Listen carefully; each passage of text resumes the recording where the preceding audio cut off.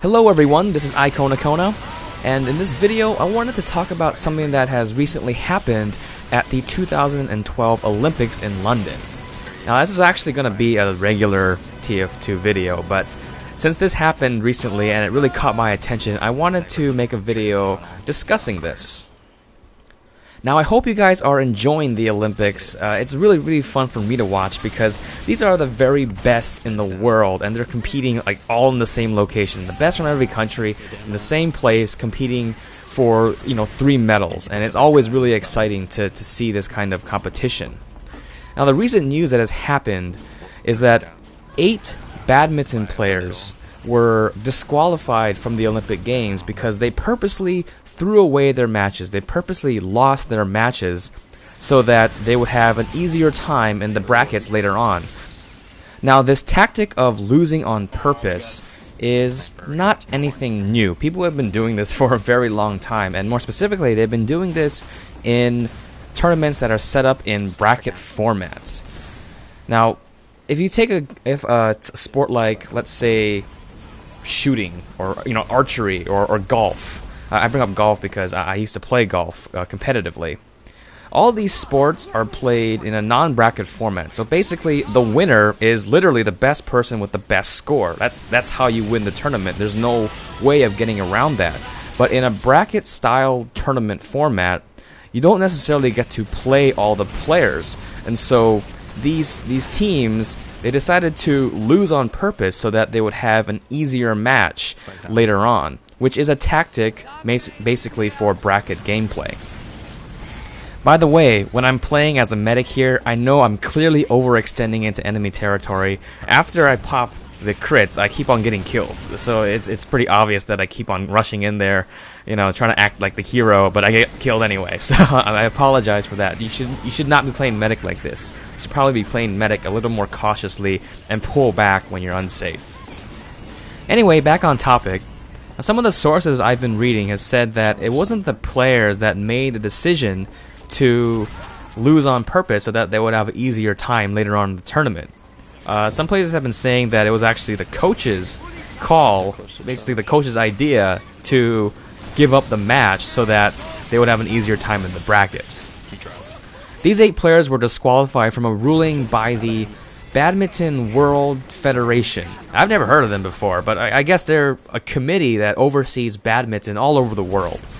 Now they said that they should be disqualified because their actions were not in the spirit of the Olympics or didn't follow the Olympic code of trying your best in every match.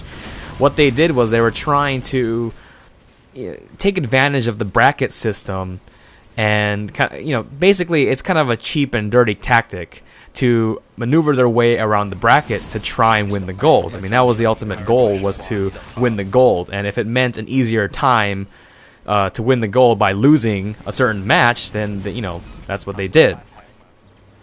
Now, like every scandal, there are 2 sides to the story. There's the point of view of the competitor who is trying to win, who's trying to get the gold.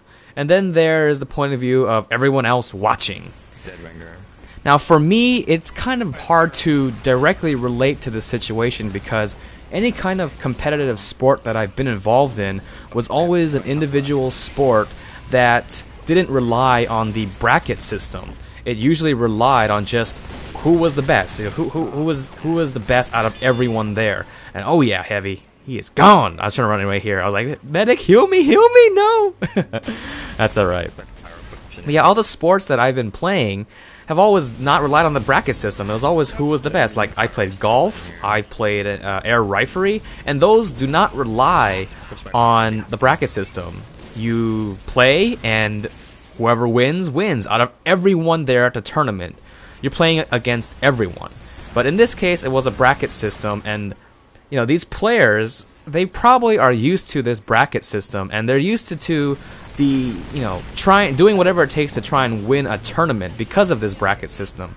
As a spectator, we might not fully understand how the brackets work, but as a competitor, I'm sure that these people are aware, like, oh, if we win this round, this match, we're gonna have to play a really good team next time. So maybe there's a way that we can try and maneuver our way to the top so that we only have to play the best person in grand finals and not like play a lot of good teams along the way. I know this is very apparent in fighting games because in fighting games, I watch a lot of fighting game streams. The bracket system is a big deal. Sometimes you're put into a bracket, like loser's bracket, where they have a whole bunch of really, really good players who lost once, and now they're in loser's bracket, and it's going to be so much tougher to get out of loser's bracket because there's a lot of good players there. And so I understand that some players, they understand this whole idea of the bracket system, and they try to take advantage of it because it is part of the tournament. Now on the other side, we have everyone else who's watching these competitors, who's not actually in the tournament. Now from the outside, people who are watching, the reason they watch is because they want to be entertained. I consider athletes entertainers.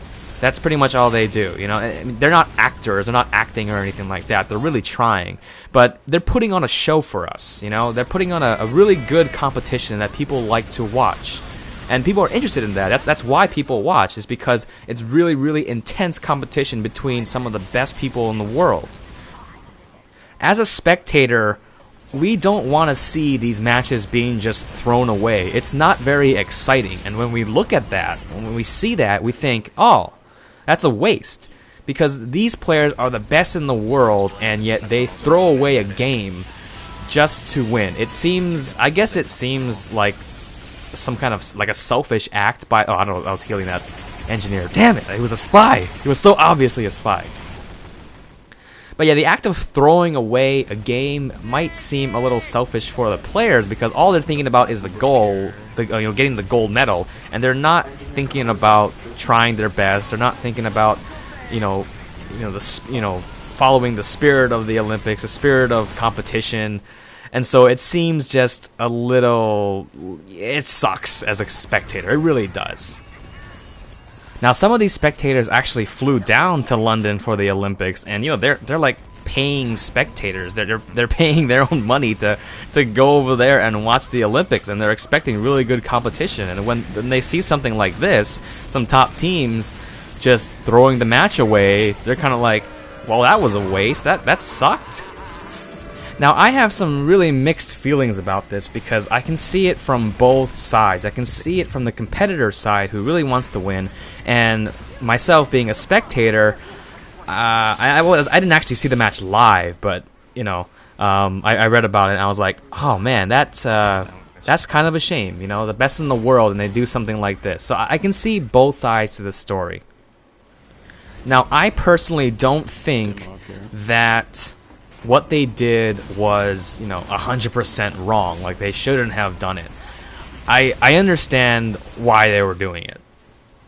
And, this losing on purpose, it's not like really, really solid in the rule. It's not like saying, steroids are not allowed. Because steroids are not allowed, obviously. You can't have that sort of enhancement. That is clearly a violation of the rules. And you can test for that. But something like this, like losing on purpose, it's a really gray area because it's not like a solid rule. I mean, maybe they were just having a bad day. Maybe they weren't feeling well or something. But that's how it goes. Now, I watch a lot of fighting game streams, and one player in particular, his name is Fnatic. He has clearly stated that sometimes when he plays a person, he will lose on purpose to throw off their opponent, to bluff, basically, to make them think they're not that good, basically to hustle them, like in pool.